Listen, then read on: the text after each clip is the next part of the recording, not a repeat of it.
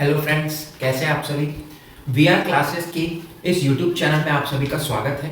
Mains की जो हमने सीजीपीएससी मेंस की क्लासेस चालू की हैं, यदि आपने उन क्लासेस को नहीं देखा है तो जाकर के आप देख लीजिए, प्लेलिस्ट में आपको सारी क्लासेस मिल जाएंगी। वीआर क्लासेस का आज का जो हमारा टॉपिक है वह है सीजी व्यापम के द्वारा निकाले गए हाल ही में मंडी निरीक्षक एवं उप निरीक्षक के जो पद हैं उन पर जो जानकारी आप सभी को बहुत ज़्यादा इम्पोर्टेंट है। क्या उसमें विज्ञित पद हैं और कौन से पद के लिए आपको तैयारी कैसी करनी है, कितने पदों की संख्या है और पाठ्यक्रम से रिलेटेड डिटेल्स आज हम जानेंगे। तो चलिए स्टार्ट करते हैं आज का वीडियो।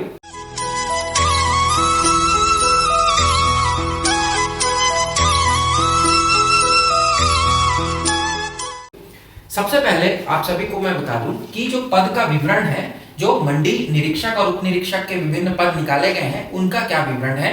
तो सबसे पहले मंडी निरीक्षक का जो पद है वह 28,700 से 91,300, मतलब आपका लेवल 7, जो 7th पे का लेवल 7 है उसके आधार पर आपको वहां पर वेतनमान दिया जाएगा, जिसके लिए अनरिजर्व में 9 पद, एसटी में आपके 7 पद हैं, ओबीसी में 3 है और एससी में आपके 3 है। इसमें महिला और भूतपूर्व सैनिक के भी पद हैं, वह आप देख सकते हैं यदि आप वो दोनों कैटेगरी को बिलोंग करते हैं।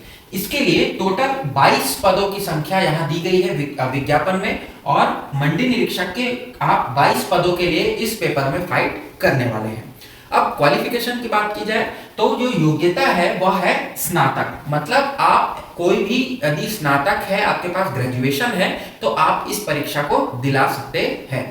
मंडी उप निरीक्षक की बात करें तो इनका जो वेतनमान है वो लेवल 6 का है, मतलब 25,300 से 80,500 तक का, और यहाँ पर एसटी और एससी के लिए ही पद निकाले गए हैं, मतलब ओबीसी और जनरल के पद आपको यहाँ नहीं दिए गए हैं। इसका अर्थ ये हुआ कि जो जनरल और ओबीसी का जो कैंडिडेट है वह केवल मंडी निरीक्षक के लिए फाइट कर सकता है। अब एसटी और एससी कैटेगरी वालों के जो पद की संख्या है वह देख लेते हैं। 118 पद एसटी के लिए निकाले गए, जबकि एससी के लिए 28 पद निकाले गए। इसमें 118 में 35 जो है वो महिला पद है और 12 जो है वो भूतपूर्व सैनिक के लिए पद आरक्षित किए गए हैं। देन एससी में बात करें तो 8 महिला पद होंगे और 3 जो है वो भूतपूर्व सैनिक का पद होगा। तो इस तरह से हम यहां भी देखते हैं कि शैक्षणिक योग्यता जो है वो स्नातक ही है। तो अगर कुल पदों की संख्या की बात करूं मैं तो वो हो जाएगा 168, लेकिन इसमें आपको ध्यान रखना है कि जो जनरल वाले हैं और जो आपके ओबीसी वाले हैं वो केवल और केवल इन 22 पदों के लिए क्या करेंगे, अपना जो है कंपटीशन करेंगे। तो यहां आप देखते हैं कि कंपटीशन जो है वो बढ़ जाता है। तो अब कंपटीशन बढ़ गया है तो आपको कुछ स्ट्रेटेजी भी अलग बदलनी होगी, ये मैं बताऊंगा आपको, बने रहिए आप वीडियो में। अब हम देखते हैं कि महत्वपूर्ण तिथियां क्या क्या हैं। तो महत्वपूर्ण तिथि की बात करें तो सबसे पहले ऑनलाइन फॉर्म आपको भरना पड़ेगा, उसकी जो तिथि है वह है 18 मार्च 2021। इस दिन से आपका ऑनलाइन फॉर्म प्रारंभ होगा। दूसरा है आपका परीक्षा शुल्क भुगतान, उसकी जो तिथि है अंतिम वो है 4/4/2021। यहां तक आप परीक्षा शुल्क भर सकते हैं। फिर त्रुटि सुधार हेतु आपको 5 दिन यहाँ दिए जा रहे हैं। यहाँ पर व्यापम ने एक चेंज किया है। पहले होता था कि त्रुटि सुधार के लिए आप ओएमआर में जो जानकारी वहां भरते थे परीक्षा के दिन वही फाइनल मान ली जाती थी, लेकिन इस बार व्यापम ने थोड़ा सा बदला है इस पैटर्न में, और बदलाव यहीं पर आपको दिखेगा कि त्रुटि सुधार हेतु 5 दिन, मतलब 5 अप्रैल से लेकर के 9 अप्रैल तक का समय आपको दिया गया है। यदि आपसे फॉर्म भरने के दौरान कोई त्रुटि हो जाती है तो उसका सुधार आप उस दौरान कर सकते हैं।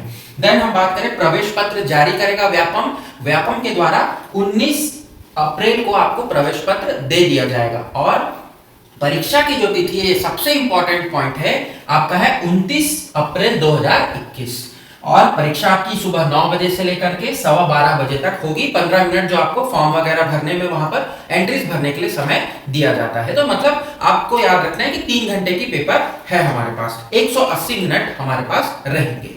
अब हम बात करें कि सेंटर्स, चलिए सेंटर्स भी देख लेते हैं। तो 8 सेंटर बनाए हैं व्यापम ने, 5 जो आपके संभाग मुख्यालय हैं, इनके अलावा दंतेवाड़ा, कांकेर और रायगढ़, ये 3 आपके और सेंटर जोड़े गए हैं। तो यदि आप इन सेंटर्स के आसपास के रहने वाले हैं तो आप उन शहरों पर अप्लाई कर सकते हैं। इंपॉर्टेंट बात है कि हम इसकी तैयारी कैसे करें, क्योंकि पदों की संख्या बहुत कम है, कंपटीशन बहुत हाई होगा, तो वहां पर आपको क्या करना है, एक स्ट्रेटेजी बनाना है। अब मैं आपको पाठ्यक्रम के बारे में बताता हूं और यहीं से हम स्ट्रेटेजी को भी समझेंगे। तो पाठ्यक्रम की यदि बात करें तो टोटल आपको 150 प्रश्न आएंगे और इन 150 प्रश्न में 150 अंक होंगे, मतलब एक प्रश्न 1 अंक का होगा। इसके बाद भाग 1 की यदि बात करूं मैं, तो भाग 1 में आपको 3 खंड मिलेंगे। पहले खंड में है आपका हिंदी व्याकरण सहित, मतलब हिंदी के कुछ और व्याकरण के साथ में। इसमें आपको जो है, जो हम लोग व्यापम की आमतौर पर परीक्षाओं में पूछा जाता है, जैसे स्वर, व्यंजन, वर्तनी, लिंग, वचन, काल, ठीक है, ये सारे होंगे। फिर संधि के प्रकार, शब्द रचना, उपसर्ग, प्रत्यय, तत्सम, तद्भव, पर्यायवाची, समानार्थी, विलोमार्थी, ये सारे प्रश्न जो सामान्य हिंदी में पूछे जाते हैं। कक्षा 10वीं के स्तर के प्रश्न आपको पूछे जाएंगे, मुहावरे और लोकोक्ति भी आएगी। तो 10 नंबर का ये क्वेश्चन आने वाला है इस खंड से। देन हम बात करें सेकंड खंड की, तो जनरल इंग्लिश विथ ग्रामर लिखा हुआ है, सामान्य अंग्रेजी और ग्रामर भी व्याकरण के सहित पूछा जाएगा। इसके लिए भी आपको 10 अंक हैं। अंग्रेजी में आप देखेंगे तो आपको 3 अध्याय दिए हुए हैं। पहला अध्याय है इंग्लिश ग्रामर का, फिर दूसरा अध्याय है ट्रांसफॉर्मेशन ऑफ सेंटेंस, वाक्यों का परिवर्तन, जिसमें एक्टिव, पैसिव और डायरेक्ट, इनडायरेक्ट आप करते हैं। और तीसरा जो है वो वोकैबुलरी है, भाषा शब्दकोश है, सॉरी, वहां पर सिनोनिम, एंटोनिम वगैरह आपसे पूछा जाएगा, वन वर्ड सब्स्टिट्यूशन पूछा जाएगा। तो ये आपका इंग्लिश का सिलेबस होगा, वहां से भी आपको 10 नंबर का क्वेश्चन आएगा। फिर तीसरे खंड की बात करें तो ये हो जाता है गणित। अब गणित में आपको 30 अंक दिए गए हैं, 30 क्वेश्चन वहां से आएंगे, 30 नंबर है। तो यहां पर आपको इंपॉर्टेंट हो जाता है। अब गणित में जो आपको इकाई दी गई है वह दी गई है आपको 4 इकाइयां। पहली इकाई में संख्याओं की बात की गई है, महत्तम, एलसीएम, एचसीएफ निकालना है आपको, ठीक है। उसके बाद जो सेकंड है वह है औसत, बीजगणित, ठीक है। औसत वाले जो है वो पहले चैप्टर में ही है। बीजगणित है, फिर औसत, चाल, समय, दूरी, ये भी दिया गया है इकाई 2 में। इकाई 3 में अनुपात, समानुपात दिया गया है, ठीक है। रेशो प्रोपोर्शन के क्वेश्चन आएंगे, प्रतिशत, क्रय विक्रय मूल्य, एसपी सीपी के आपके रहेंगे, प्रॉफिट लॉस का रहेगा, और सिंपल इंटरेस्ट और कंपाउंड इंटरेस्ट का रहेगा। तो सिंपल सा सिलेबस है। चौथा यूनिट जो है वो है रेखा और कोण, ज्योमेट्री, ज्यामिति से रिलेटेड है, त्रिभुज, चतुर्भुज, वृत्त, गोला, बेलन, शंकु और घन और घनाभ। तो ये लगभग आपके ज्योमेट्री को कवर करता है, बहुत ही सिंपल है। लेकिन यहाँ 30 अंक है, आपको याद रखना है, 30 अंक बहुत होते हैं किसी भी परीक्षा में। तो इसके तहत आपको गणित को बहुत अच्छे से बना लेना है। और गणित जो ऐसा सब्जेक्ट है कि यदि आप फॉर्मूला एक बार पकड़ ले तो आपसे उनके सारे क्वेश्चंस बन जाएंगे। तो 30 अंक को मैं यहाँ इंपॉर्टेंट मानूंगा। देन हम चले भाग ख की ओर। भाग ख में आपको जानना है सामान्य मानसिक योग्यता 15 नंबर की पूछी जाएगी। सामान्य मानसिक योग्यता मतलब आपको जो सीरीज के क्वेश्चन आते हैं, जो अल्फाबेटिकल ऑर्डर के क्वेश्चन आते हैं, उसमें फिर आपको एनालॉजीज पूछी जाती है, साइलोजिज्म के क्वेश्चन आते हैं, ये सारे क्वेश्चन आपको पूछे जाएंगे। ये रीजनिंग का पार्ट है, आप बोल सकते हैं। फिर दूसरा जो इसका खंड है वो है सामान्य ज्ञान। सामान्य ज्ञान में आपको 35 नंबर अलॉटेड है, और ये जो सामान्य ज्ञान है ये आपको 5 विषय में पूछा जाएगा। पहला विषय है पॉलिटी, मतलब राज्य व्यवस्था और संविधान जिसको आप बोलते हैं। दूसरा विषय है हिस्ट्री, भारत का इतिहास स्वतंत्रता संग्राम तक, और उसके स्वतंत्रता प्राप्ति के बाद भी लिखा हुआ है सिलेबस में। उसके बाद है आपका ज्योग्राफी, इसमें भारत की ज्योग्राफी पूछी जाएगी, इंडियन ज्योग्राफी, और विश्व का भूगोल भी लिखा हुआ है, वर्ल्ड ज्योग्राफी भी लिखा हुआ है, आप ध्यान से सिलेबस को देखिएगा। उसके बाद आपको इकोनॉमी पर पूछी जाएगी, अर्थव्यवस्था, बहुत ही सिंपल सा सिलेबस है उसका भी, और साइंस, जनरल साइंस 10वीं की विज्ञान की किताब आपको पढ़ के जानी है। फिर हम बात करें समसामयिक घटनाक्रम, जो कि 15 नंबर का होगा। तो इसमें करंट अफेयर्स में आपको खेलकूद पूछा जाएगा, देश और विदेश की महत्वपूर्ण घटनाएं पूछी जाएंगी, सम्मेलन वगैरह आते हैं, व्यापम का बहुत ही फेवरेट क्वेश्चन है, तो आप इन सबको पढ़ के बिल्कुल जाइएगा। देन हम बात करें तो खंड जो ख है, इस पूरे खंड में आपको दिखेगा कि चौथा जो पार्ट है वो हमारे छत्तीसगढ़ का है। तो छत्तीसगढ़ की सामान्य जानकारी पूछी जाएगी। अब सामान्य जानकारी में आपके सभी सिलेबस का पूरा छत्तीसगढ़ आ गया। तो अगर आप देखें तो ये तो बहुत छोटा सा आपको दिखेगा सिलेबस, लेकिन यदि आप इसके और अंदर उतरे तो आपको पता चलेगा कि इसकी जो गहराई है वो बहुत ज्यादा है। तो अब की बात करें तो भाग ख में आपको 80 नंबर के क्वेश्चन पूछे जाएंगे। अब मैंने आपको 2 ट्रिक बताई या 2 चीजें आपको बताई, आप इसको अच्छे से समझिएगा। यह 80 नंबर और यह 30 नंबर मिलकर हो गए 110। अगर आप ये 2, क्योंकि ये बहुत ही वास्ट सिलेबस होता है, व्याकरण और दोनों ही भाषा जो सब्जेक्ट होता है, तो ये 20 नंबर को आप क्या कर सकते हैं, इन 20 नंबरों पर आप गैम्बल कर सकते हैं, ठीक है। लेकिन ये जो 110 नंबर है इसकी बहुत अच्छे से तैयारी हो सकती है। आप चैनल पर जुड़े रहिए, हम आपको इस परीक्षा की तैयारी भी कराएंगे।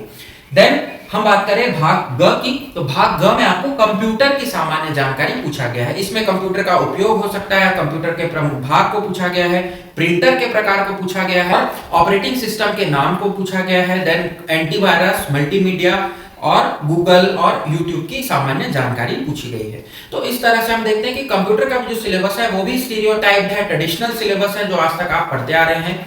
यहाँ पर कोई भी आपको स्पेशल सिलेबस नहीं दिया गया है। मतलब यह है कि यदि आपने पूर्व में किसी व्यापम की परीक्षा की तैयारी की है तो आपका जो है वह लगभग प्रश्न पत्र तैयार है। बस आपको क्या करना है, उसको और अच्छे से तैयार करना है और भिड़ जाना है इसकी तैयारी के, क्योंकि 29 तारीख को हमारा पेपर होगा।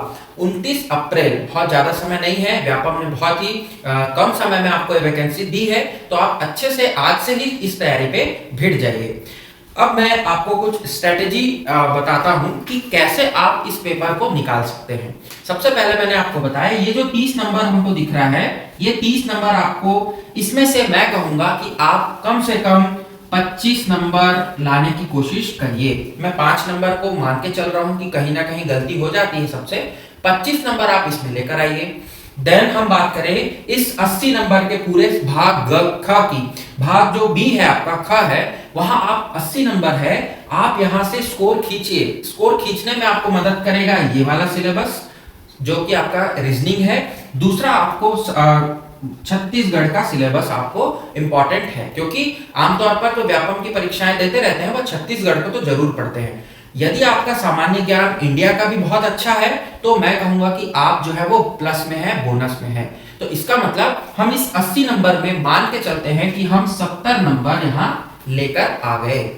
और कंप्यूटर की जो जानकारी है वह भी आप मुश्किल से आपको 1 से 2 दिन की अच्छी तैयारी, मतलब 8 से 9 घंटे यदि आप बैठ जाएं तो आप कंप्यूटर को पूरा का पूरा जान लेंगे, क्योंकि आजकल बहुत ज्यादा कंप्यूटर की नॉलेज सबको हो गई है, उतनी सामान्य जानकारी जो परीक्षा के लिए आवश्यक है। तो मैं मानता हूं कि इसमें भी आप कितना लेकर के आ जाएंगे, कम से कम आप 15 से 18 नंबर लेकर के आ जाएंगे। तो यदि हम ये दो चीजों को छोड़ भी दें, भाषा को, तो 50% मानता हूं कि जो 20 नंबर का है उसमें आप 10 नंबर लेकर के आ रहे हैं। इसका मतलब हो गया हमारा 10।